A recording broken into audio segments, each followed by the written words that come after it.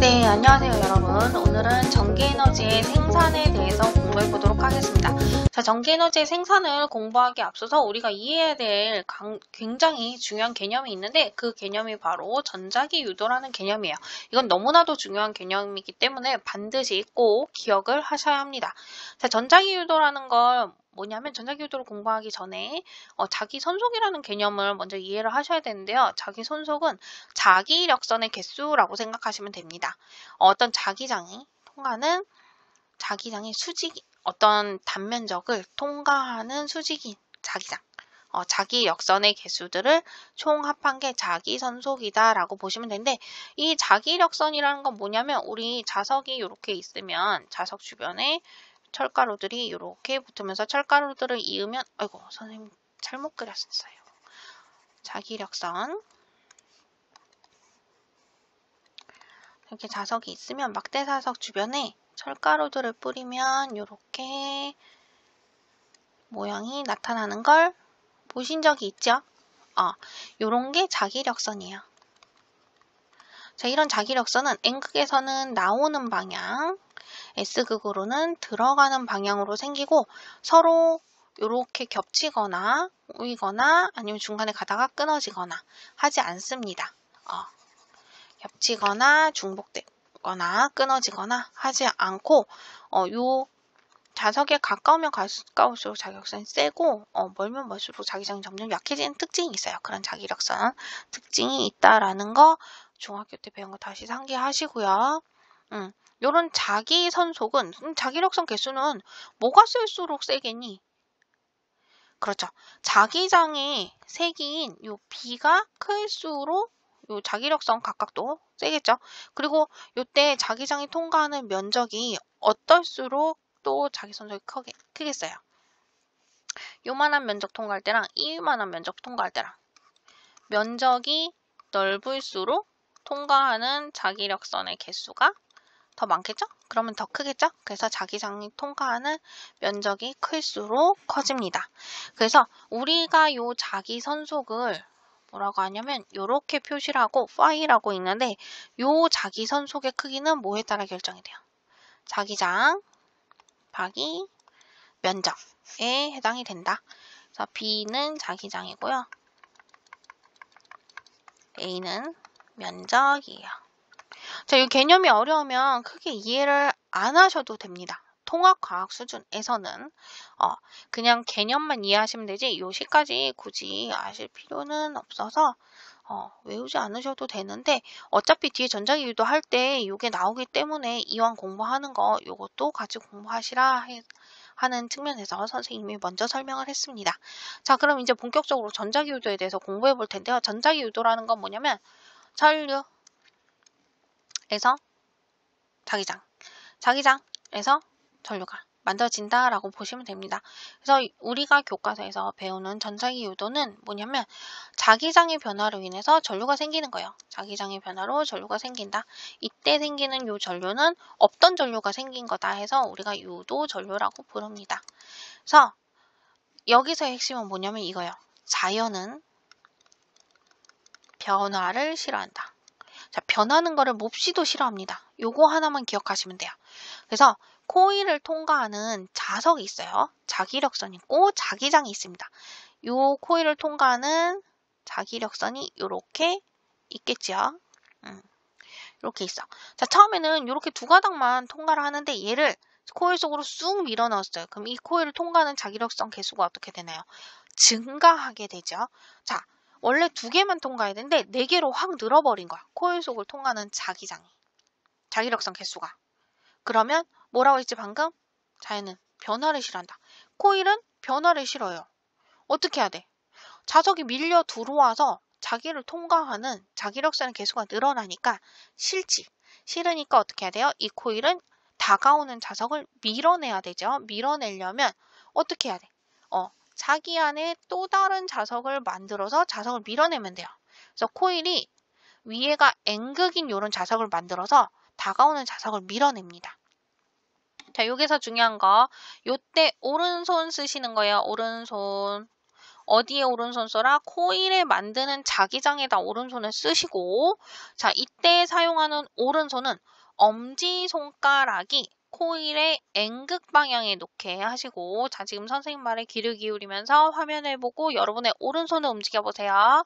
자, 요 오른손 엄지손가락을 N극에다 맞춰 놓으시고요. 나머지 네 손가락은 그럼 요런 모양으로 되겠죠?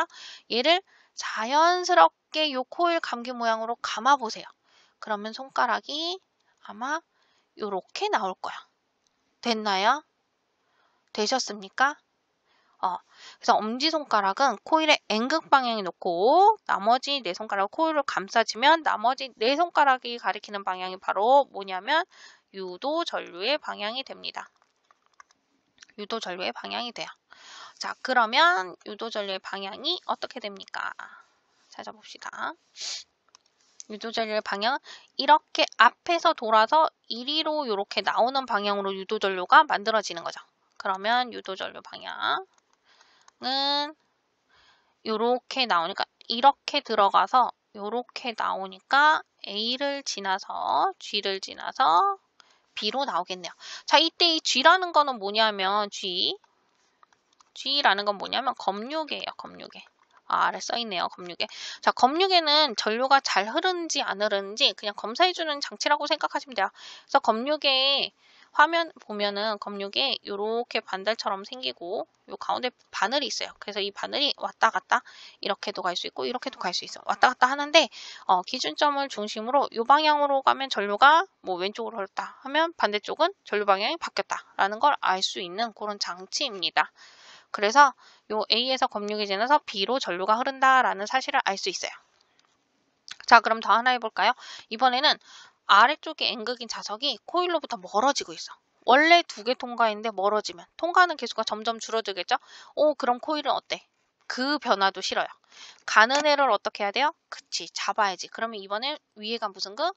그치, S극, N극, S극. 서로 끌어당기니까 위를 S극으로 만들어서 끌어당겨야 돼. 자, 그럼 이번엔 오른손이 어떻게 되나요? 그죠? 엄지손가락이 이렇게 내려오고 나머지 네 손가락은 이렇게 감싸줘야겠네요. 되나요?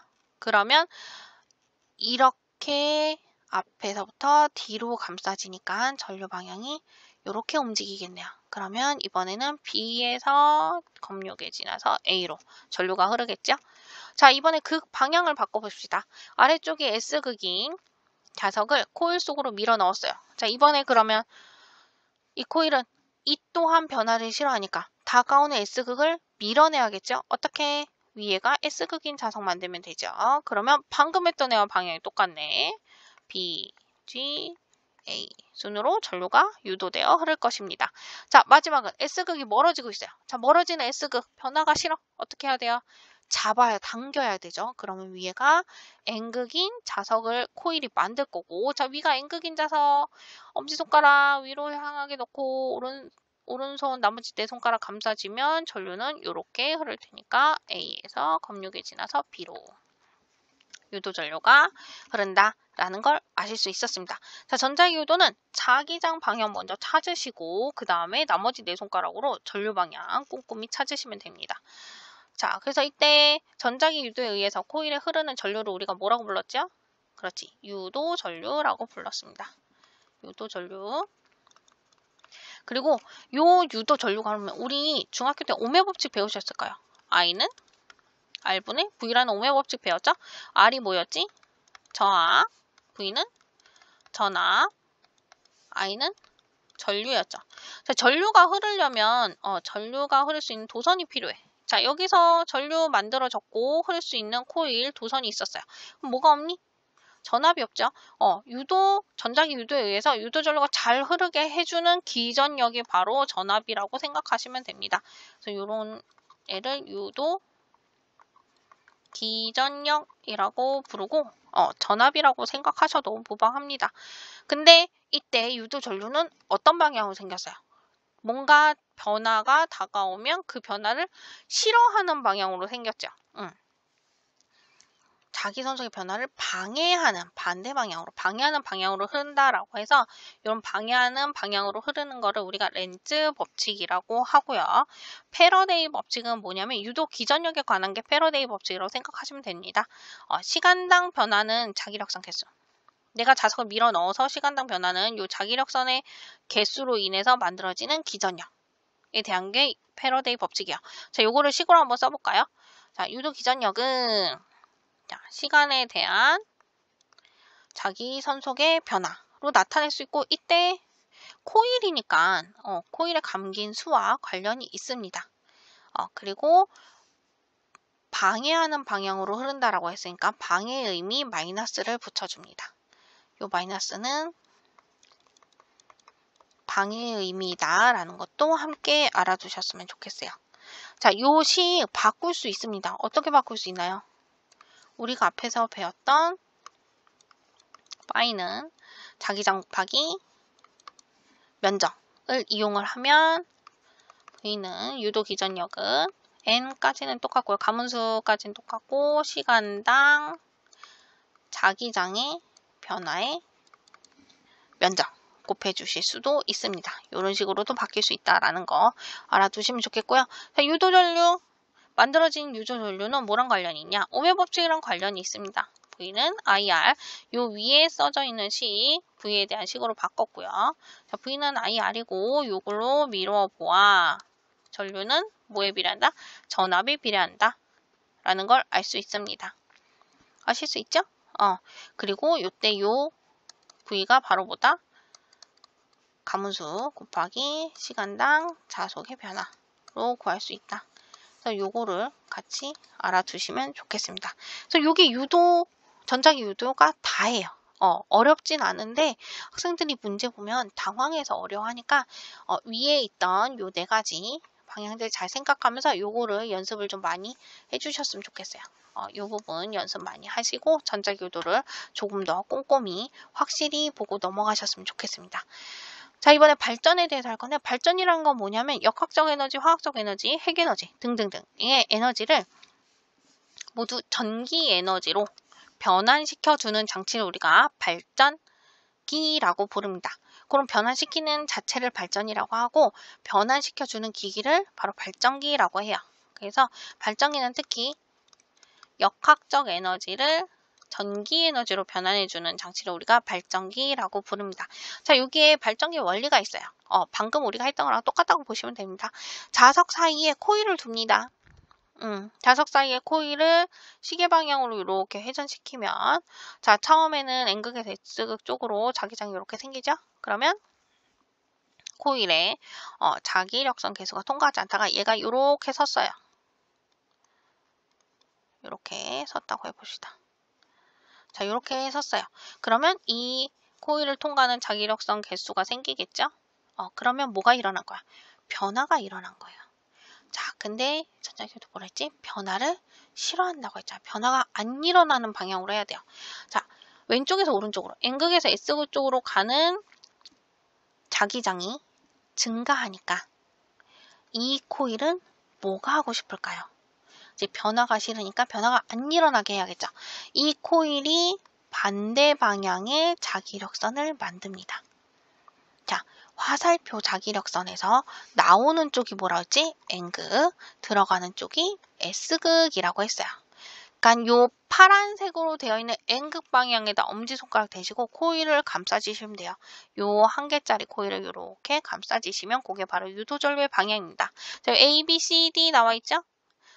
유도전류의 방향은 그렇지. A를 지나서 B를 지나서 C를 지나서 D까지 됩니다. 자, 코일 면이 자기력선이 수직할 때는 어떻게 했느냐 하는 얘기야. 자, 얘가 이렇게 누워있다가 바짝 섰어요. 90도로. 자, 90도로 쓰면은 지나가는 자기력선 개수가 어떻게 돼요? 최대치가 되죠. 최대치. 제일 많이 지나갈 수 있죠. 최대가 되고 전류의 세기는 자기장이 최대면 자기력선 개수의 변화 요게 최대면 얘가 최대고 얘가 최대면 걔와 비례하는 전류도 최대가 되는 거죠.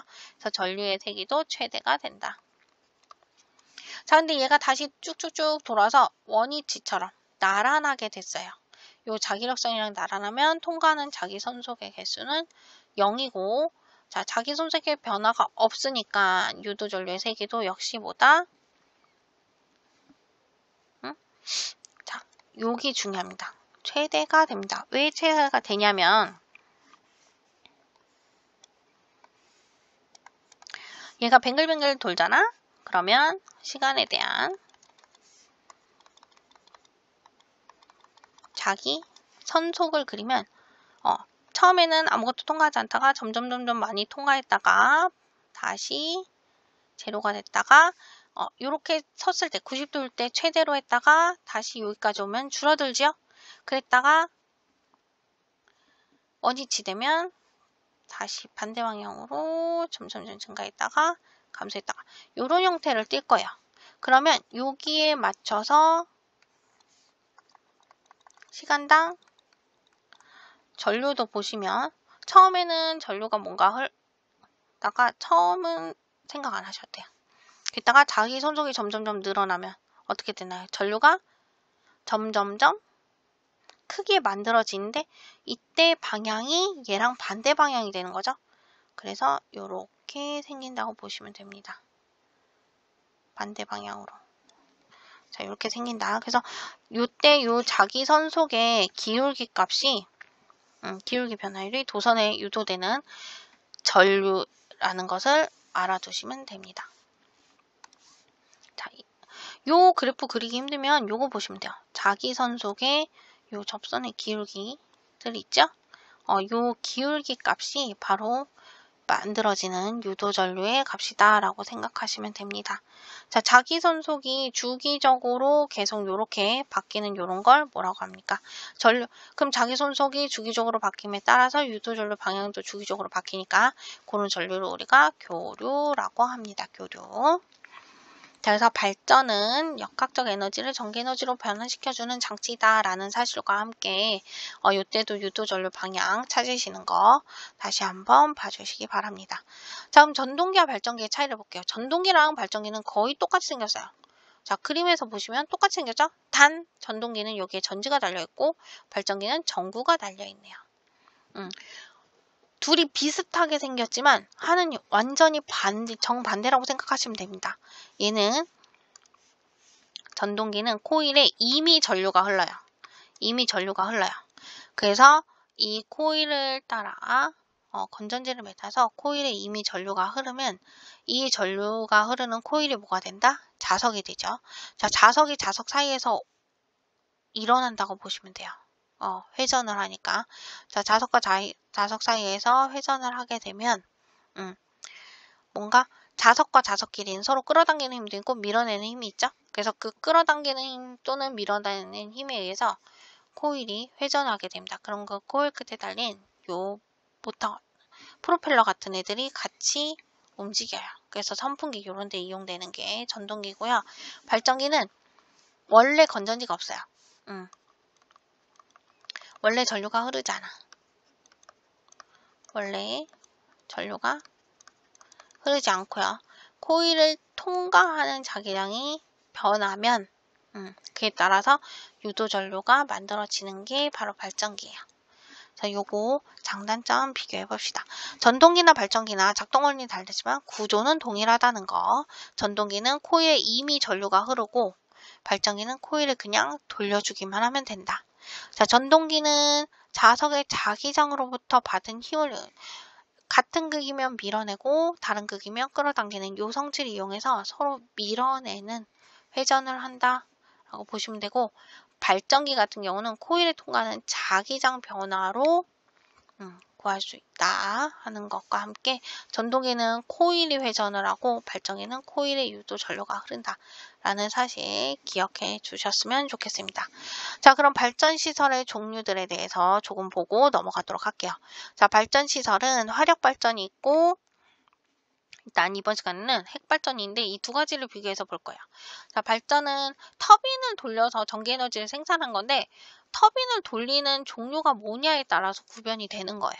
자, 화석연료, 석탄, 석유, 천연가스 등의 화석연료를 태우면 그때 발생하는 열 에너지가 있겠죠? 그 열 에너지로 물을 팔팔팔 끓여서 이때 나오는 증기로 발전기를 돌려서 전기를 생산해내는 게 바로 화력 발전이고요.